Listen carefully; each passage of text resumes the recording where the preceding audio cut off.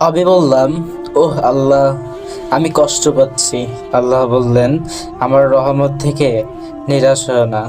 আমি বললাম, আমি বিষণ্ণ। আল্লাহ বললেন, আমাকে স্মরণ করো, তুমি তোমার হৃদয়ে প্রশান্তি খুঁজে পাবে। আমি বললাম, অনেক লোক আমাকে আঘাত করেছে। আল্লাহ বললেন, তাদের মাফ করে দাও এবং তুমি তাদের জন্য ক্ষমা প্রার্থনা করো।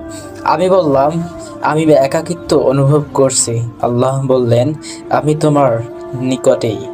আমি বললাম, আমার পাপ অনেক বেশি। আল্লাহ বললেন, আমি ছাড়া কে আছে ক্ষমা করার মতো? আমি বললাম, আমাকে একা করে দিও না।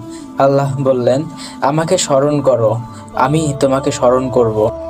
আমি বললাম, আমার জীবন অনেক সমস্যার সম্মুখীন। আল্লাহ বললেন, আমাকে ভয় করো, আমি একটি উপায় বের করে দিব। আমি বললাম, আমার অনেক স্বপ্ন আছে যেগুলো বাস্তবে পূরণ করতে চাই। আল্লাহ বললেন, আমাকে দেখো, আমি সাড়া দেব।